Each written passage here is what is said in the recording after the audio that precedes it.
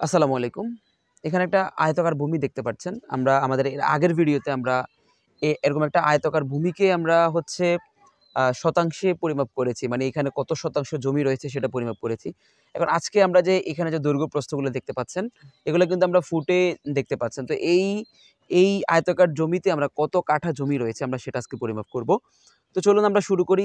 এখানে দেখতে পাচ্ছেন যে দৈর্ঘ্যটা ৮৮ ফুট, প্রস্থটা হচ্ছে ৭৫ ফুট ৯ ইঞ্চি, ৭৫ ফুট ৯ ইঞ্চি, সরি এটা ৭৫ ফুট হবে, ৭৫ ফুট ৯ ইঞ্চি। সো এখানে ৭৫ ফুট, এখানে ৭৫ ফুট ৯ ইঞ্চি, এখানে ৭৫ ফুট ৯ ইঞ্চি, এখানে ৮৮, এখানে ৮৮। তার মানে হচ্ছে আমাদের দৈর্ঘ্য দোনোটা সমান, প্রস্থ দোনোটা সমান। ওকে, তাহলে আমরা যেটা নিব সেটা হচ্ছে আমরা আগের ভিডিও যারা দেখেছেন গড় দৈর্ঘ্য গুণ গড় প্রস্থ। মানে গড় দৈর্ঘ্য মানে এই দুইটা দোনোটা যোগ ভাগ ২। তার মানে দোনোটা যোগ করে ভাগ ২ করলে একটাই হবে, মানে কি ৮৮ হবে, চেঞ্জ হবে না।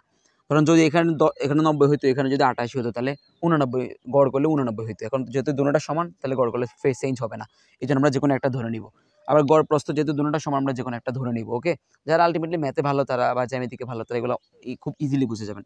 তাহলে আমরা আবার নির্ণয় করতেছি, সেটা হচ্ছে গড় দৈর্ঘ্য গুণ গড় প্রস্থ। আপনার হিসাব করার সময় এভাবে সূত্র লেখা লাগবে না, জাস্ট মুখের উপরে হিসাব করে ফেলতে পারবেন ক্যালকুলেটরে রেখে। তো এবার দেখেন গড় দৈর্ঘ্য হচ্ছে কত, দৈর্ঘ্য যেহেতু ৮৮, এখানে গড় দৈর্ঘ্য সে ৮৮ হবে, দুটোটা দৈর্ঘ্য যেহেতু সমান। ৮৮ গুণ আর ৭৫ ফুট ৯ ইঞ্চি, যেহেতু দুটোটা সমান তাহলে ৭৫ ফুট ৯ ইঞ্চি। এখন প্রশ্ন হচ্ছে ৭৫ পয়েন্ট, আমরা যদি এখানে গুণ করবো তাহলে আমরা ক্যালকুলেটরে ভাজে বসাইতে হবে। তাহলে ৭৫ ফুট ৯ ইঞ্চি মানে হচ্ছে ৭৫.৯ এটা বসাবো। আমরা কি ৭৫.৯ বসাবো ক্যালকুলেটরে? না, ৯ ইঞ্চি মানে কত, মানে দশমিক কত পয়েন্ট সেটা আমাকে হিসাব করে বসাইতে হবে। তো আমি আরেকবার বলি, এটা আগে গত ডেটেও বলেছিলাম আমি। আমাদের ১২ ইঞ্চি সমান হচ্ছে ১০০। তাহলে ১২ ইঞ্চি সমান যদি ১০০ হয়, ৬ ইঞ্চি সমান হচ্ছে ৫০, তাহলে ৩ ইঞ্চি সমান হচ্ছে ২৫, তাহলে ৯ ইঞ্চি সমান হচ্ছে কত, ৭৫। আপনারা হিসাব করলে বের করতে পারবেন। কথা হচ্ছে ১ ইঞ্চি সমান ৮.33 বের হয়। তাহলে আমরা ৯ ইঞ্চি সমান হচ্ছে ৭৫। তাহলে আমরা ৭৫.৭৫ লিখতে পারি। ওকে, ক্যালকুলেটরে। এবার আমরা যদি এই দুইটা জিনিস যদি গুণ করি তাহলে যেটা হবে, আমরা একটু গুণ করব। তাহলে ৮৮ গুণ হচ্ছে ৭৫.৭৫, দুটোটা গুণ করলে আমরা বের হচ্ছে ৬৬৬৬ বর্গ স্কয়ার ফিট, কি বর্গ ফুট, ঠিক আছে। এখন আসেন আমরা এখানে ৬৬৬৬ বর্গ ফুট পেলাম। এখন আমার প্রশ্ন হচ্ছে, আমি চাইলে এই বর্গ ফুট দিয়ে আমি এটাকে ডেসিমেলে বা শতাংশে বের করতে পারবো, আমি চাইলে এটাকে কাঠাতেও বের করতে পারবো। এখন দেখেন কিছু কিছু জায়গা হচ্ছে, যেমন আমি যদি পৌরসভা কেন্দ্রিক বলি বা শহর কেন্দ্রিক বলি, ওইখানে তারা বেশিরভাগ কাঠা হিসাব করে যে আমি এখানে কত কাঠা জমি কিনেছি। তো কাঠায় যদি আপনি হিসাব করতে চান তাহলে ১ কাঠা সমান কত বর্গ ফিট আপনাকে সেটা জানতে হবে। তো আমরা জানি ১ কাঠা সমান হচ্ছে ৭২০ বর্গ ফিট হচ্ছে ১ কাঠা।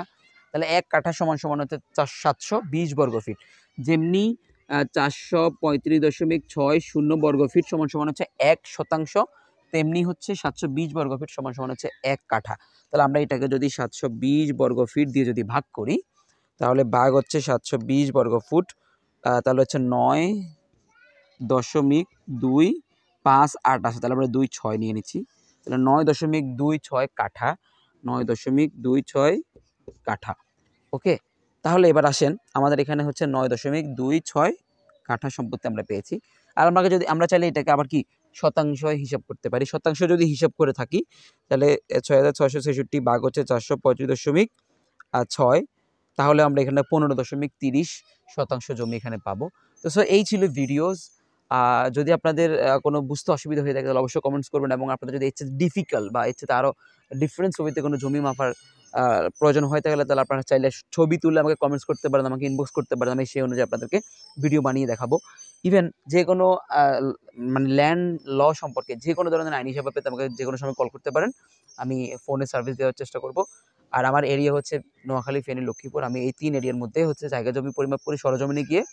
গত ৮ বছর যাবৎ ২০১৫ সাল থেকে আমি এই পেশাতে ইনভলভ আছি। তো চাইলে আমাকে কল করতে পারেন। তো এই ছিল আজকের ভিডিও। সবাই ভালো থাকবেন। আসসালামু আলাইকুম।